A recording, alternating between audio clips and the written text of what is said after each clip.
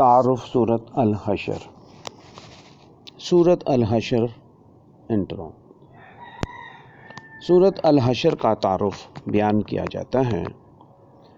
زمانہ نزول، آیات اور رکوعات۔ قرآن حکیم کی ترتیب نزولی کے لحاظ سے اس سورہ کا نمبر 101 ہے اور موجودہ ترتیب توقیفی کے لحاظ سے اس کا نمبر 59 ہے، 59۔ مدینہ منورہ میں ربیع الاول سن 4 ہجری میں یہ سورت نازل ہوئی۔ اس کے 3 رکوع اور 24 آیات مبارکہ ہیں اور 28ویں پارے کی یہ دوسری سورت ہے۔ نام، وجہ تسمیہ اور شان نزول۔ اس سورت کا نام سورہ الحشر ہے۔ یہ لفظ آیت نمبر 2 میں وارد ہوا ہے۔ اس سے مراد یہ نہیں کہ پوری سورت میں روز حشر کا ذکر ہے، بلکہ مطلب یہ ہے کہ وہ سورت کہ جس میں لفظ حشر آیا۔ ابن عباس رضی اللہ تعالی عنہ اس سورت کو سورت بنی نذیر کہتے تھے، کیونکہ اس صورت میں مدینہ سے ایک یہود قبیلہ بنو نذیر کی جلا وطنی کا ذکر بیان کیا گیا ہے۔ اسی مناسبت سے اسے سورہ الحشر یا بنی نذیر کہا جاتا ہے۔ امام راغب اصفہانی مفردات القرآن میں بیان فرماتے ہیں، رقم طراز ہیں۔ حشر سے مراد لوگوں کو ان کے ٹھکانے سے مجبور کر کے نکالنا ہے۔ یہ لفظ صرف جماعت اجتماعیت کے لیے ہی بولا جاتا ہے۔ مثلاً والطیری المحشورہ، پرندے جو کہ جمع رہتے ہیں، سورۃ صاد آیت نمبر 19 میں۔ وَإِذَا الْوُحُوشُ حُشِرَتْ، جب وحشی جانور اکٹھے کیے جائیں گے، سورۃ تکویر آیت 5 اور 8۔ کیونکہ بنی نذیر کو ان کی عہد شکنی کے جرم میں بذریعہ طاقت مدینہ منورہ سے نکالا گیا تھا۔ اس صورت میں ان کا ذکر تفصیل سے آیا۔ اسی مناسبت سے اس کا نام سورہ الحشر رکھا گیا ہے۔ تفہیم میں سورہ کے لیے یہ بہت ضروری ہے کہ ان حالات و واقعات کی نشاندہی اختصار کے ساتھ کر دی جائے کہ جن میں یہ سورہ نازل ہوئی، کہ جن حالات و واقعات کے پس منظر میں، حالات میں یہ سورہ نازل ہوئی تھی، ان کو اختصار کے ساتھ بیان کیا جائے۔ اصطلاح علوم القرآن میں اس پس منظر کو شان نزول کہا جاتا ہے۔ شان نزول کے واقعات کا خاکہ یہ ہے: یہود کا تاریخی کردار، بنو نذیر کی عہد شکنی،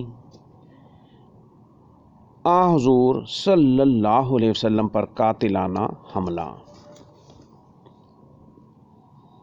نبی کریم حضور صلی اللہ علیہ وسلم کی طرف سے اتمام حجت، عبداللہ بن ابی کی سازش، بنی نذیر کا انخلاء۔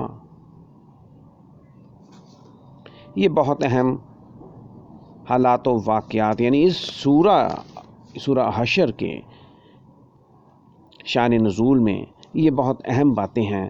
ان کو سمجھنا، ان پر غور کرنا، تاکہ سورت کا اصل مقصد، اس کا نزول واضح ہو جائے۔ آئیے دیکھتے ہیں کہ یہود کا تاریخی کردار کیا تھا۔ دنیا میں اپنے قیام، آغاز قیام سے یہود حق دشمنی میں پیش رہے ہیں۔ یعنی آغاز قیام سے، جب سے دنیا یہ قائم ہوئی ہے، تو یہود حق و دشمنی میں پیش رہے ہیں۔ انبیاء و رسل پر الزام تراشی سے آگے بڑھ کر بہت سے انبیاء و رسل کا قتل اس قوم کے سیاہ کارناموں کا حصہ ہے۔ نبی آخر الزماں حضرت محمد مصطفیٰ صلی اللہ علیہ وسلم کے مبارک دور میں بھی دشمنی حق میں یہود پیش پیش رہے۔ مختصر یہ کہ یہود کا یہ تاریخی کردار رہا ہے۔ ان کا عمل و کردار کیا تھا تاریخ کے آئینے میں، کہ وہ اپنے وجود سے، آغاز و قیام سے یہود حق، سچ، اس کے لیے دشمنی میں پیش پیش رہے ہیں۔ انبیاء، رسولوں پر الزام تراشی کرتے رہے اور بڑھ بڑھ کر ان کو آگے ان کو جھٹلانا، ان پر طنز کرنا، ان کا مذاق ٹھٹھا اڑانا اور انبیاء اور رسول کا قتل کرنا، یہ یہود کا اہم پیش یعنی تاریخی کردار رہا ہے۔ اس میں وہ پیش پیش رہے۔ اسی طرح حضور نبی کریم صلی اللہ علیہ وسلم کے دور مبارک میں بھی یہود دشمنی حق میں بڑھ چڑھ کر حصہ لیتے رہے ہیں اور پیش پیش رہے ہیں۔ بنو نذیر کی عہد شکنی ہجرت کے فوراً بعد رسول اللہ صلی اللہ علیہ وسلم نے مدینے میں اندرونی امن اور بیرونی خطرات سے محفوظ کرنے کے لیے شہر میں آباد مختلف قبائل، بالخصوص مسلمانوں اور یہود قبائل کے مابین ایک معاہدہ کیا، لیکن بعد کے واقعات نے بتا دیا کہ یہود نے دلی طور پر ایک دن کے لیے بھی اس کو قبول نہیں کیا، یعنی اس معاہدے کو زبانی قبول کر لیا لیکن دلی طور پر قبول نہیں کیا۔ ان کا ایک قبیلہ بنو نذیر مدینہ کے مشرق میں آباد تھا۔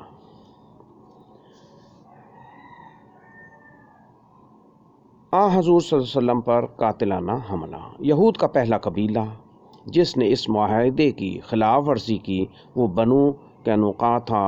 اس پر رسول اللہ صلی اللہ علیہ وسلم نے ان کا محاصرہ کر کے مدینہ بدر کر دیا۔ غزوہ احد میں مسلمانوں کو جس نقصان اور افسوسناک صورتحال کا سامنا کرنا پڑا، اس پر بنو نذیر کے حوصلے بلند ہو گئے۔ واقعہ بئر معونہ کے بعد انتقامی کارروائی کے طور پر عمر بن امیہ حمزی نے بنو عامر کے 2 افراد کو قتل کر دیا۔ ان کا خون بہا مسلمانوں پر واجب ہو گیا تھا۔ بنو عامر سے معاہدہ میں بنو نذیر بھی شامل تھے۔ چنانچہ خون بہا کی رقم میں حصہ لینے کی غرض سے رسول اللہ صلی اللہ علیہ وسلم چند صحابہ کے ساتھ ان کی بستی میں تشریف لے گئے۔ وہاں ان لوگوں نے رسول اللہ صلی اللہ علیہ وسلم کو باتوں میں لگا لیا اور یہ سازش کی کہ ایک شخص اوپر جا کر بھاری پتھر نعوذ باللہ رسول اللہ صلی اللہ علیہ وسلم پر گرا دے تاکہ آپ شہید ہو جائیں۔ حضور صلی اللہ علیہ وسلم کی طرف سے اتمام حجت۔ ان کی یہ گستاخی اور گناؤنی جسارت اعلان جنگ کا درجہ رکھتی تھی۔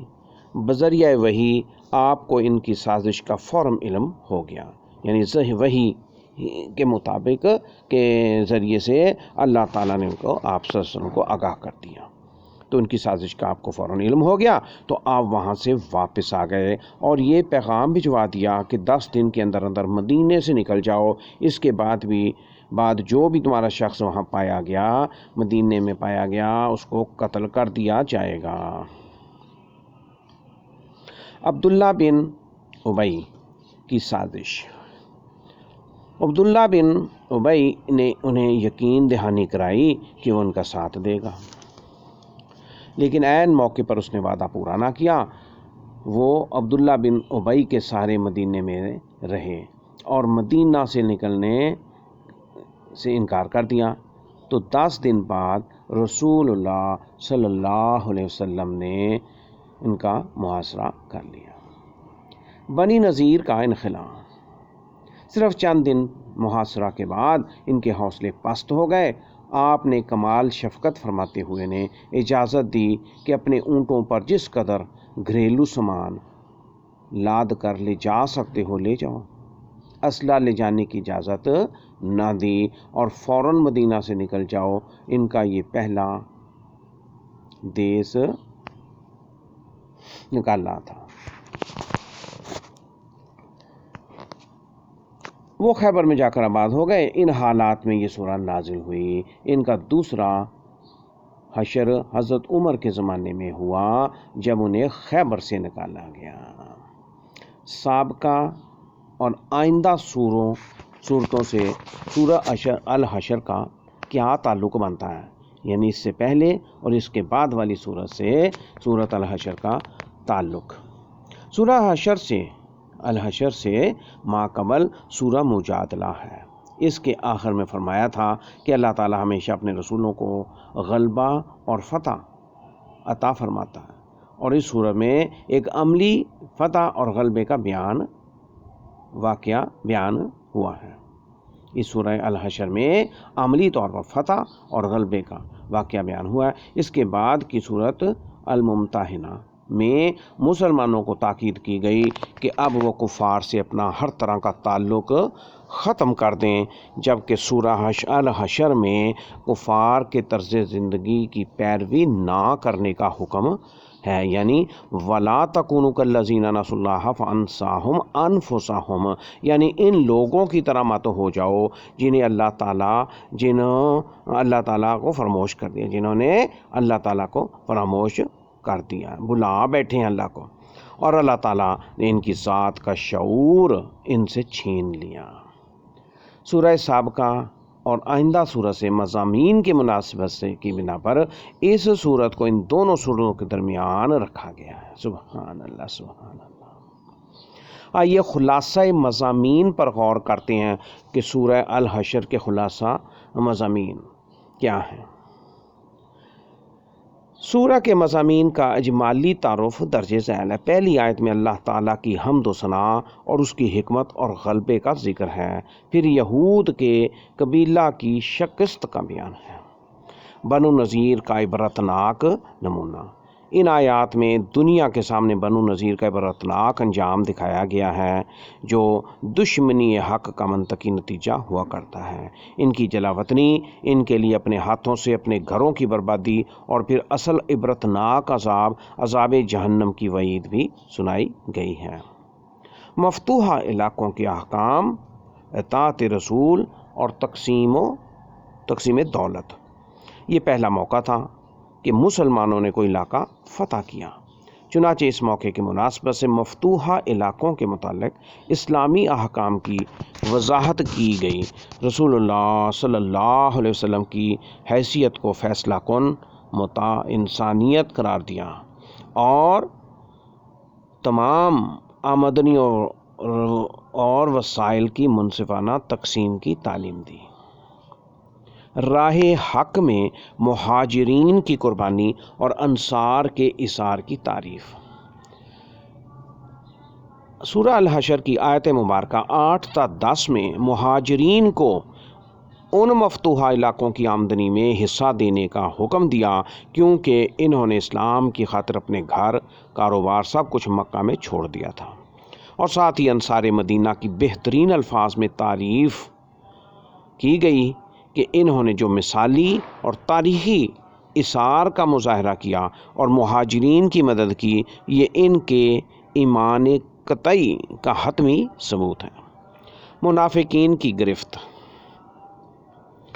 آیت مبارکہ 11 تا 17 سورۃ الحشر۔ ان 7 آیات مبارکہ میں منافقین کی اس دوغلی اور کھوکھلی پالیسی پر سخت گرفت کی گئی ہے جو انہوں نے بنو نذیر کو مسلمانوں کا مقابلہ کرنے پر آمادہ کرنے کے لیے اپنائی تھی۔ ان کا یہ فعل شیطانی فعل کے عین مطابق ہے کہ پہلے شیطان انسان کو گناہ پر آمادہ کرتا ہے اور پھر اس کے برے نتائج بھگتنے کے لیے انسان کو چھوڑ دیتا ہے۔ تذکیر آخرت، جلالت قرآن اور اسماء الحسنہ کا گلدستہ۔ خاتمہ سورت آیت 18 تا 24۔ سورت الحشر کے آخری رکوع میں مجموعی طور پر تمام مسلمانوں کو آخرت کی تیاری کی طرف متوجہ کیا گیا ہے کہ وہ آخرت کے لیے تیاری کریں۔ اس کا ایک ہی ذریعہ ہے، وہ ہے عمل قرآن، یعنی قرآن پاک پر عمل کرنا۔ اس ضمن میں قرآن حکیم کی شان شان جلالت بھی بیان فرمائی گئی ہے کہ اس کو اگر پہاڑ پر نازل کیا جاتا، یعنی قرآن پاک اگر پہاڑوں پر نازل کیا جاتا تو وہ بھی پھٹ کر ریزہ ریزہ ہو جاتے، ٹوٹ پھوٹ ہو جاتے، ذرہ ذرہ ہو جاتے۔ اور بالکل آخر میں اللہ تعالیٰ کے عظیم صفاتی ناموں میں سے چند اسماء الحسنہ کا حوالہ دیا تاکہ اہل ایمان اس کے ذکر سے دنیا اور آخرت کی کامیابیاں حاصل کر سکیں۔ یہود کی کل بدبختی کا اصل سبب ان کا سنگ دل ہو جانا تھا، چنانچہ ان اسماء کا ذکر رقت اور نرمی پیدا کرتا ہے، انسان کو اس کے مقصد اور اس کی حیثیت کی یاد دہانی کرتا ہے، یاد دہانی بھی کراتا ہے۔ چنانچہ امت مسلمہ کو یہود جیسے انجام سے بچانے کے لیے خصوصاً اسماء الحسنہ کا گلدستہ اس سورہ کے آخر میں رب العالمین نے نازل فرما دیا۔ سورۃ الحشر کے فضائل، اس سورت کی کیا فضیلتیں ہیں، اس سے کیا فائدے اور رحمتیں اور فضیلتیں نازل ہوتی ہیں۔ مکمل قرآن حکیم یا اس کی کسی خاص صورت اور آیت کی حقیقی اور اصل فضیلت تو صرف وہی ہستی کما حق کو جانتی ہے جس کا یہ کلام ہے، یعنی اللہ جل شانہ کو ہی صحیح اس کی فضیلت اور اس کی رحمت و برکات کا علم ہے۔ پھر جس ہستی پر یہ قرآن نازل ہوا، یعنی ذات اقدس سرکار رسول اللہ صلی اللہ علیہ وسلم، سب سے بڑی اہم فضیلت اس پر ایمان لا کر اس کی تلاوت کرنا ہے۔ یہ اللہ پاک کا کرم ہے اور یہ فضیلت اور رحمت ہے کہ اس کی تلاوت کی جائے، فہم اس کا حاصل کیا جائے۔ سورۃ الحشر کا فہم حاصل کرنا، اس پر مخلصانہ عمل، اس کی تبلیغ اور اس کے نظام عدل و قسط کا قیام و انصرام ہے۔ اگر یہ مقام حاصل ہے تو سمجھیں کہ فضائل کا وافر حصہ مل گیا۔ تاہم خصوصاً اس سورہ الحشر کے متعلق امام ترمذی اور امام بہقی رحمہ اللہ نے یہ روایت بیان کی ہے کہ جس کا مفہوم ہے کہ اس کی تلاوت کرنے سے شہادت کی موت نصیب ہوتی ہے اور فرشتے ایسے شخص کے لیے دعا گو رہتے ہیں۔